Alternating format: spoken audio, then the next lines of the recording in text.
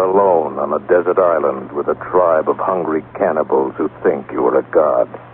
A tribe of natives who would eat you rather than let you escape.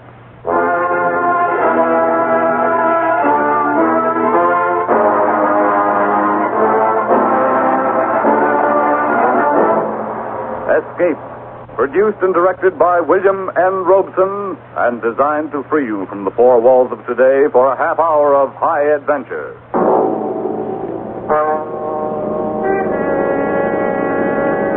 Tonight we escape to the South Seas and a cannibal kingdom in H.G. Wells' famous story, Jimmy Goggles, the God.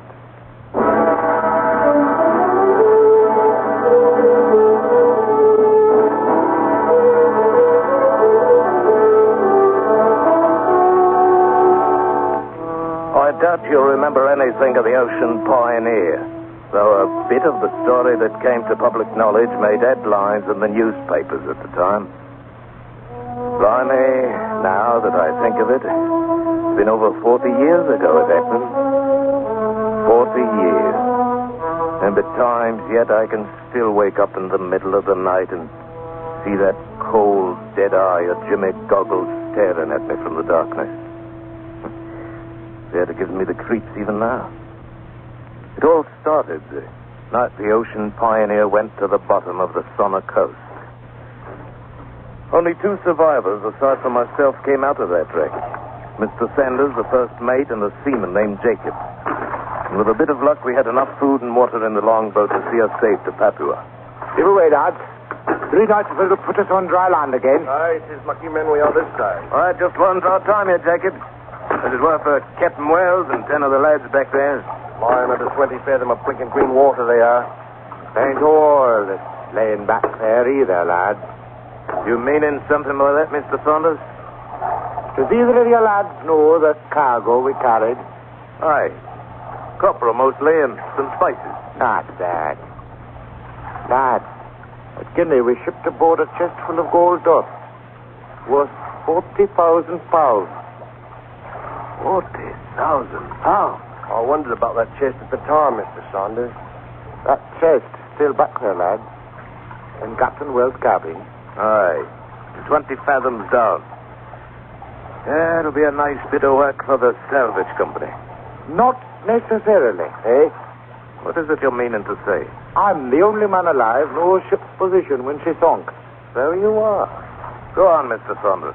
Suppose now, when we get to Papua, we give report ship struck 100 miles or so to the north. Then the salvage ship goes there, we come here, and pick up a title fortune for ourselves. And how do we come here? My brother-in-law has a brig in the Sydney trade. He'll come in with us. Well, lads, are you in or are you out? 40,000 pounds. I'm in. Aye, 40,000 pounds. A bloomin' fortune there for the taking. Of course we went in on it.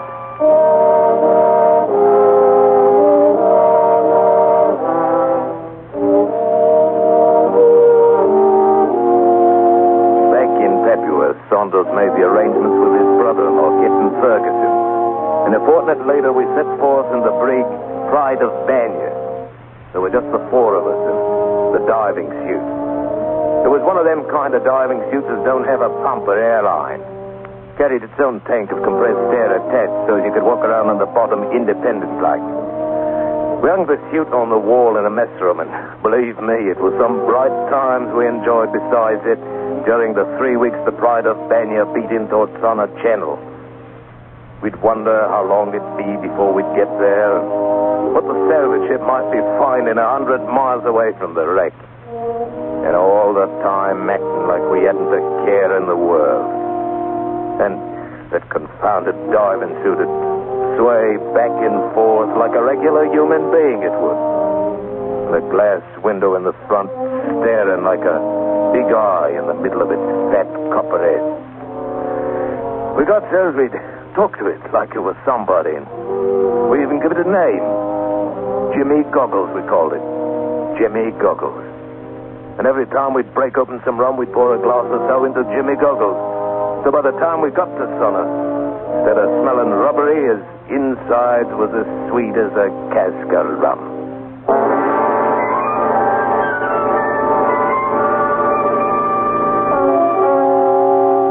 When we found the place, we was afraid to take the brig into the rocks where the wreck was lying.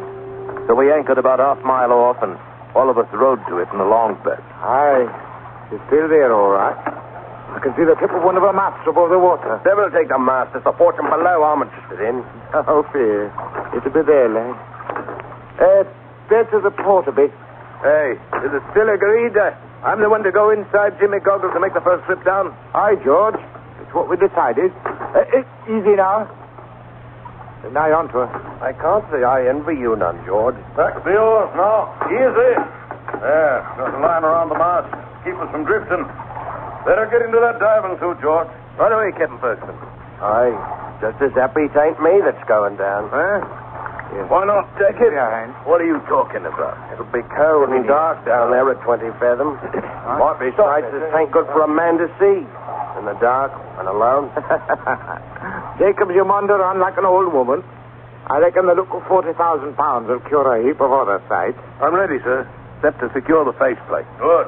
You know how to operate the valves? Aye, sir. And turn on the air. George, you'll find the chest in Captain's cabin. Move it if you can, or see about the chances of getting a line on it. Right, Joe. And good luck. Hey, good luck. Good luck. Well, cheerio, lads. I closed the little glass window in my helmet and fastened it. Then I edged toward the stern. Saunders was saying something, but I couldn't make out what it was. We didn't have no ladder, so I slid over the stern and hung there by the gunwale for a minute with the helmet out of the water.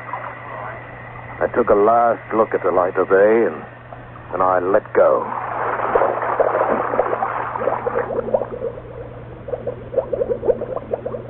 Slow it was. I sunk down through that green water. The only sound was the air bubbling out of the helmet valve. That valve, you understand, was the only way you had of controlling the descent of old Jimmy Goggles. If you opened it up, down you'd go. If you clamped it fairly tight, the suit would get full of air, and up you'd pop as fast as a man had cared to. Full 5 minutes or more it took to sink that 20 fathom. Them ghostly sea ferns went slithering past like snakes, and big purple and red clumps of jagged coral, and the light from the surface getting dimmer and dimmer, so as by the time I hit bottom, it was pretty near dark. I was happy to find myself come right down on the deck of the old Ocean Pioneer. And a familiar sight she was, saving for the crabs skittering around on planks, and the bloomin' fish swimming past my head and goggling in through the window of my helmet.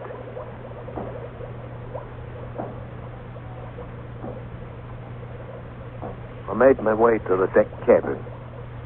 Right before the door, I stumbled onto a blinking skeleton, lying there on the deck as peaceful as you please.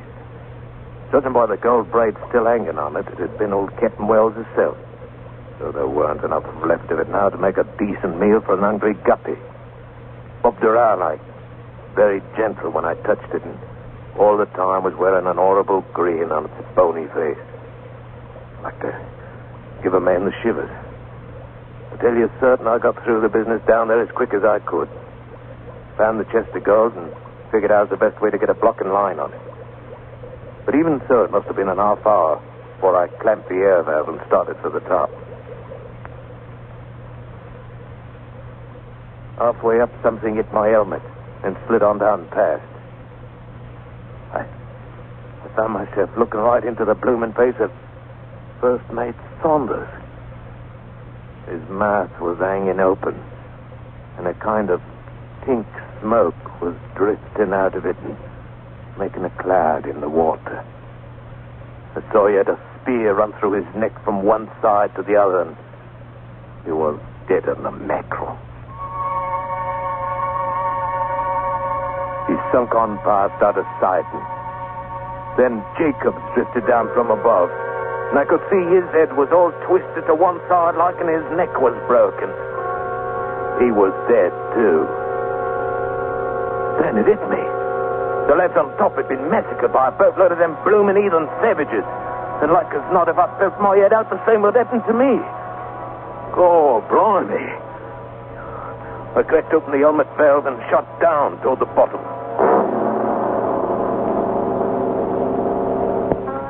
I sat down there on a sunken rock for nigh on to 15 minutes, I guess, trying to figure out what to do.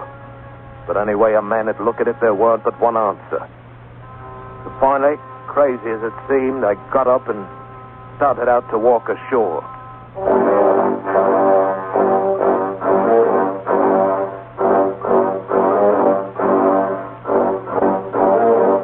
After a while, the bottom began to slope up and it wasn't so dark anymore.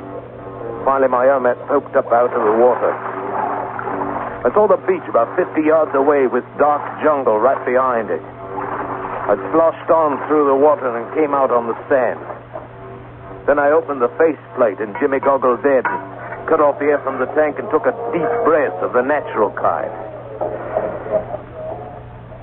That's when I saw them. At least 100 blinking savages painted up like banshees. It stepped out of the brush and started moving toward me, slow, beating soft on a couple of drums and growling low and evil-like. Well, George Herbert, you're in for it now, I tells myself. Half a mile of underwater walking and you're still forgetting your bloomin' throat cut. I snapped the faceplate partway shut and cracked the air valve a bit. The diving suit swelled up like a blatted frog. And I started walking toward them. When I got close, they moved back along two sides of a kind of path, and I walked right down the middle of it. It led back into the jungle, and pretty quickly come out in a little clearing with a grass hut standing in the middle of it. And sitting in front of the hut was an heathen idol, carved out in koa wood. Was grinning about as hideous as you ever hoped to see. And the idea hit me. I was in a spot. It couldn't be much worse, and maybe it was worse. The natives seemed to be awed by Jimmy Goggles already. So I reached out and gave the idol a great push, expecting any second to feel a spear through my gullet. I looked up. Blimey, if them heathens weren't down on their faces, worshipping like mad. It had worked. Oh, not me, you understand. Except in the manner of speaking. It was Jimmy Goggles with his copper head and his one glass eye, with me inside him. They'd seen him walk up out in the sea, and they figured he was a god. Old rum-soaked Jimmy Goggles. A regular bloomin' god.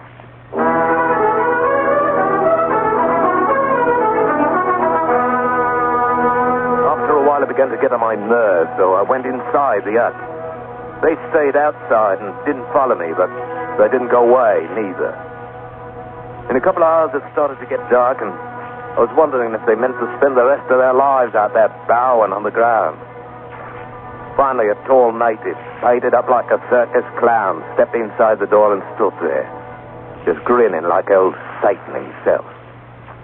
Blimey, if I had me a pistol, my beauty, I'd have you grinning on the other side of your face. Oh, would you now? Huh? What? You're speaking mighty bold for a man who's had a lot of luck. Depart, unworthy mortal, before I smite you with light. Oh, relax, one. I've been some time around plantations in Papua. Learned thing or two I did, including English language. Jump in, Christopher. What the devil you doing here? Taking advantage my simple brethren. Something else I learned at Papua. My name, Mamala. I'm high priest, witch doctor, call it whatever you want. Well, I'm happy to know you. Mine's George Herbert, officer of the English brig Pride of Banyan. The late brig, you might say. Boys burned it a couple hours ago. Burned it? What for? Aye. And why was it you attacked us in the first place? Oh, a bit of go like that once in a while keeps boys feeling joyful like, George. It's harmless in manner of speaking. Harmless, is it? Not for my boys it weren't. Oh, well. What were you diving for out there, anyhow? Pearls. So it now, mate. You are looking over that wreck down there on the reef. What's aboard her? All right, Mamala. She was carrying 40,000 pounds in gold dust. 40,000 pounds? Know where it is? Aye. We could use 40,000 pounds, couldn't we, George? I'm listening. We might make deals.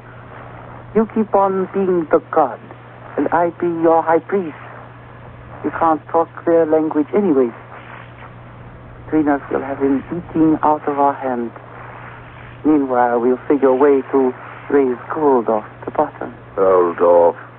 You mean I gotta go on wearing this bloomin' suit all the time? Only if you want to stay alive. They found there was man inside it. They tear you to pieces. Oh, Brahmy, it ain't all it's cracked up to be being a god. At least you're alive, mate. And we'll both be rich. Aye. Are you gonna spend the night out there? We'll be leaving after ceremony, except for guards of honor. I understand you. What's the ceremony? Oh, a little piece of business with owner of brig. We captured him alive, you know. Captain Ferguson? What kind of business? A bit of this, a bit of that. When they get done, they cook him, of course. Cook him? Well, now, you wouldn't expect boys to eat him raw. Wouldn't be civilized, you know. See you in the morning, George.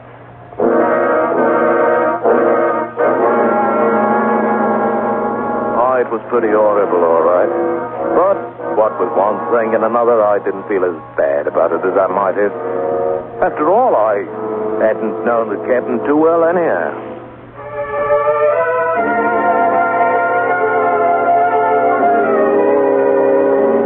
Nearly a month went by in mighty uncomfortable fashion. And all the time, Mamala was trying to figure some way to get that gold out of the wreck. I was right in with him at first.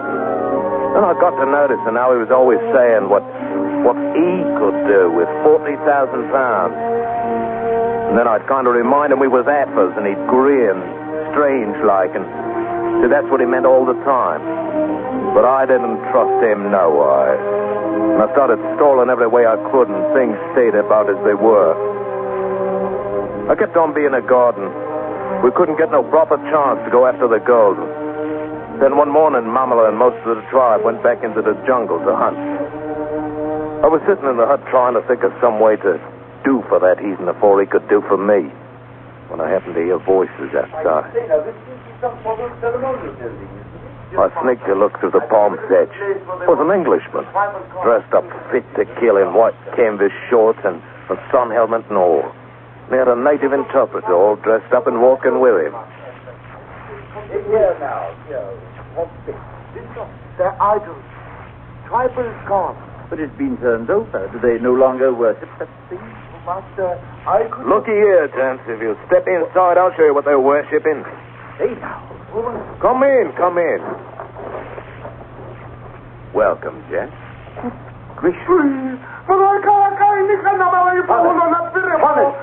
Stop that heathen chattering. I taught you better. Oh, now take it easy, lad. Nothing but a diving suit, you know. Yes, of course. I saw that. Who are you, anyway? Yeah, now, let's not be asking names, seeing as I didn't ask yours. There's no objection to telling you, sir. It's Bender. I'm with the Royal Anglico-Papuan Missionary Society. No, not really. Please, no profanity. You might be a bit. How'd you get here? By sailing cutter, down coast of the Bankeel Residency. Well, you've had a bit of luck. If the boys was here, you'd be in a proper fix by now. Oh, I dare say we'd be in no danger. No danger, huh? What is it you'd call being cooked like a pork tenderloin? Have they done it to one of my friends? An adventurer, no doubt. But the natives are well aware that if anything happened to me, there'd be a gunboat here from the residency in 48 hours. Oh, that's how the wind blows, is it? It is indeed. And may I ask why you're masquerading in that diving rig? Aye. To keep from getting myself killed, that's why. The natives think this blinking rubber union suit's a regular god. I see. And you've been preying on their childish credulity. Childish it may be, Mr. Bender, but they've got full-grown teeth. Oh, and I've seen them in action. Well, you'll simply have to take your chances, because I'm going to expose you. You know, you can't be doing that. Well, if they was to find out I was a human being, they'd do me in for fair. Well, I'll help you as much as I can, but you should have thought of that before you tried exploiting them. But you can't let it happen to a fellow Englishman. Then why don't you leave now while they're away? You'd likely be able to get aboard the ship that's working a mile or so down the coast. What ship? Some salvage vessel looking for a wreck. They think it might have drifted down the channel from the north. Oh, it just might have it there. They might find it. Mr. Bender, I make a proposition. I won't promise anything, but I'll listen. Leave here now and sail down the coast a ways and stay till nightfall. Then come back as soon as it's dark, and I'll let you expose me to your heart's content. In fact, you might say, Mr. Bender, I'll even welcome it.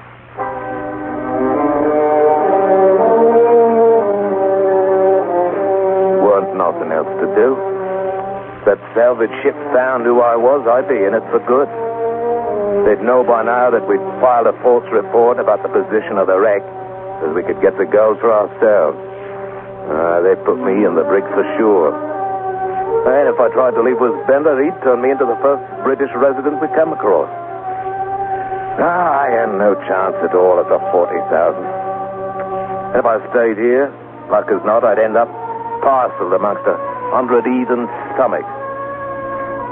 But I had one chance of showing that blinking mammal as how you weren't the only one that knew a thing or two. I finally talked Bender into leaving, and about dusk, Mamela and the boys came back.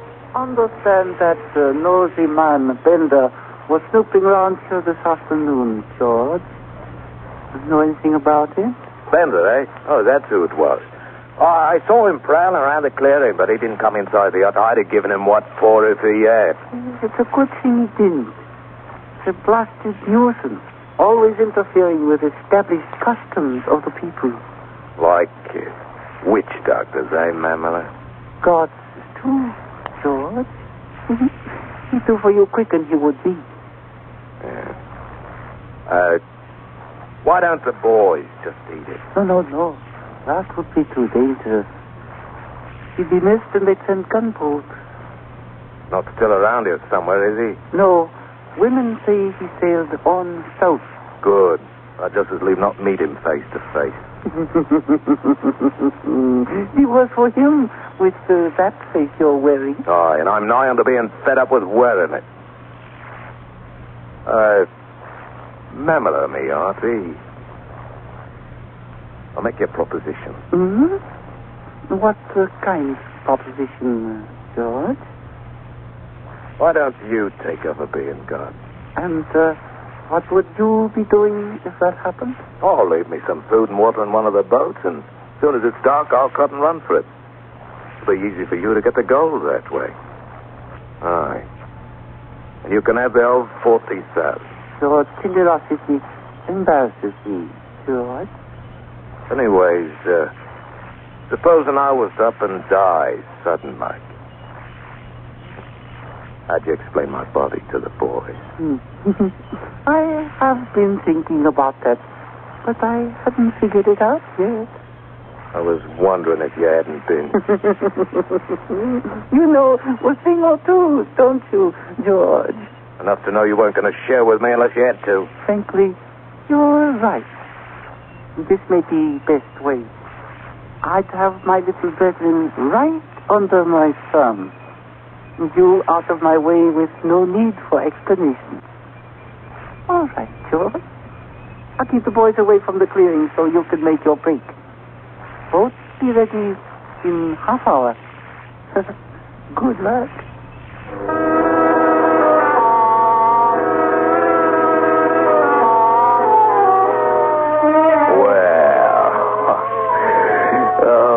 Working out just as nice as you please. I made my break all right, but I wasn't heading for any boat. No, sir, not me. Leastwise, not yet. I hid myself in the jungle at the edge of the clearing. Then I waited.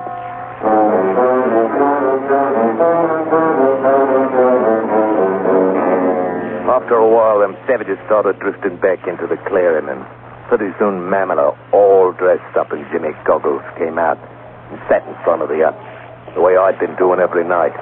And the bloomin' heathens started in bowing down, all just as usual. I waited a long time before I finally heard it.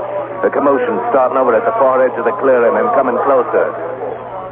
There was Bender and his boy Friday, walking through the crowd to where Jimmy Goggles sat with Mamela inside him. The crowd moved aside and let him pass, but you could tell they were just waiting for that one-eyed god of theirs to knock him stone dead. He stopped in front of the hut. All right, I'm back. Suppose you carry out your part of the bargain and take off that... Get out, you fool! I didn't really believe you were honest. All right, Thomas. Tell the natives this is nothing but a man dressed up. Hey, Connie! Hello, Kanakamakano!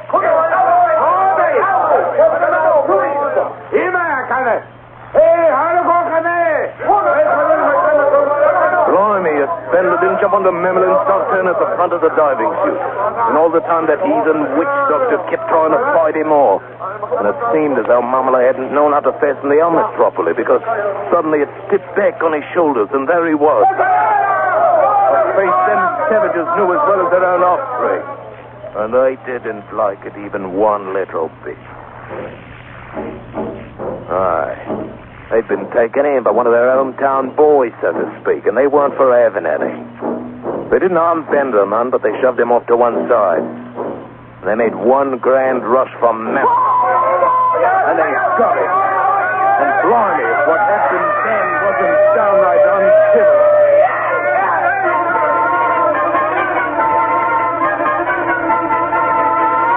I cut and run for it and tumbled into that boat and shoved off.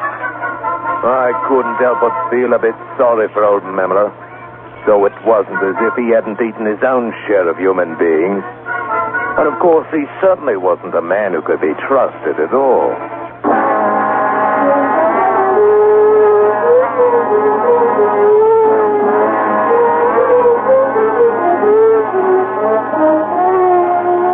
Well, it was a long time after, before I heard how Mr. Bender made out.